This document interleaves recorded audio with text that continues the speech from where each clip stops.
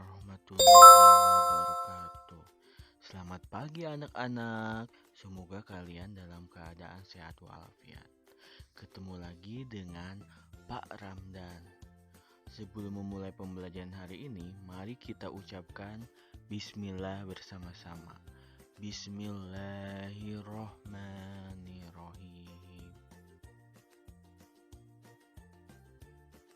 Hari ini kita akan belajar tema 6 sutra dalam mata pelajaran Seni Budaya dan Prakarya. Hari ini kita akan membahas tentang pola lantai, pengertian pola lantai, macam-macam pola lantai, jenis tarian berdasarkan jumlahnya, dan contoh tarian yang membentuk pola lantai.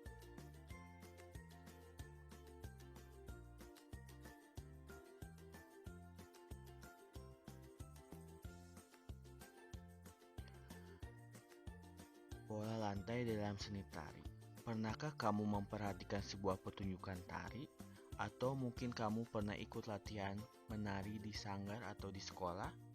Ada yang pernah? Pada beberapa tarian, terutama tarian kelompok, para penari membentuk posisi tertentu dalam tarian. Bentuk atau formasi tertentu dibuat penari dalam sebuah tarian dinamakan pola lantai. Di sini ada contoh tarian-tarian Nusantara.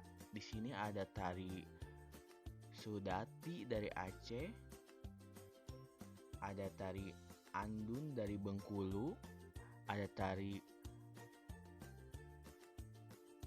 Tandak dari Riau, ada tari Tambun dari Bungai, Kalimantan Tengah.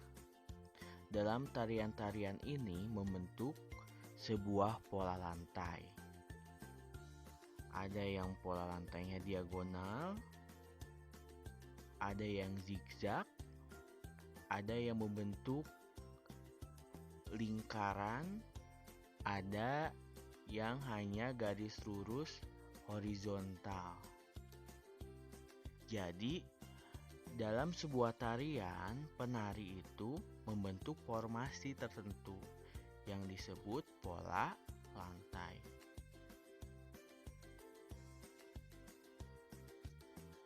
Berdasarkan penjelasan tadi, menurut kalian apa itu pola lantai? Ada yang tahu? Ya, betul. Pola lantai merupakan garis yang dilalui penari pada saat melakukan gerak tari.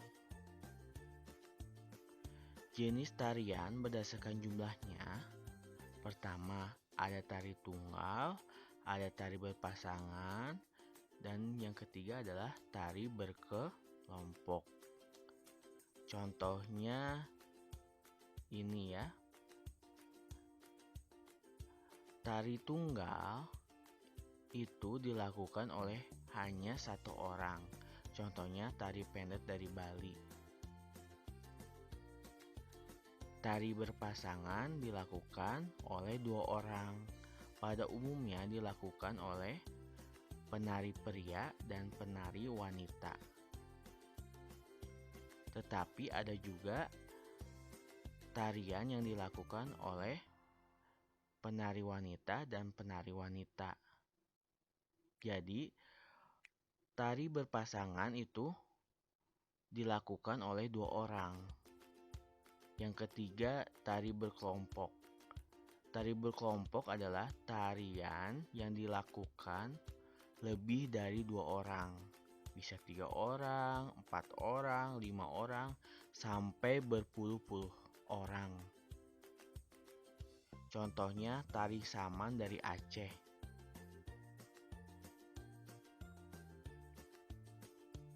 Pola lantai. Pola lantai itu terdiri dari pola lantai lurus dan pola lantai melengkung. Pola lantai lurus itu terdiri atas pola lantai horizontal, vertikal, dan diagonal. Ya, di sini ada gambarnya. Coba kalian perhatikan. Pengembangan pola lantai lurus dapat berupa pola lantai zigzag, segitiga, segi empat, dan segi lima. Ini adalah pengembangan dari pola lantai garis lurus. Pola ini pun dapat dikembangkan menjadi beberapa pola lantai. Pola lantai itu antara lain berupa lingkaran, angka 8, garis lengkung ke depan, dan garis lengkung ke belakang. Coba kalian perhatikan gambar ini.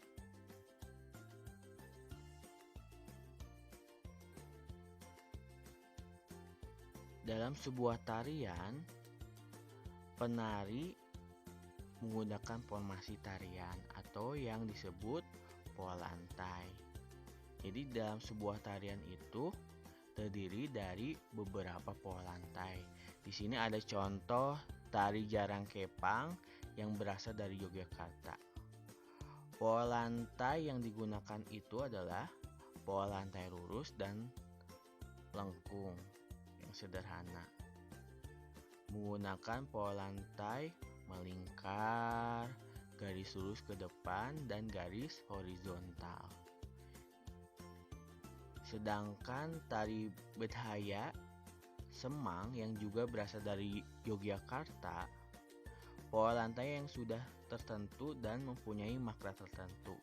Pola lantai yang digunakan pada tarian ini pun memiliki nama tertentu seperti gawang jejer, wayang, gawang 3-3, gawang perang, dan gawang kalajengking. Pola lantai yang digunakan oleh tari Bedhaya Semang ini memiliki makna tertentu.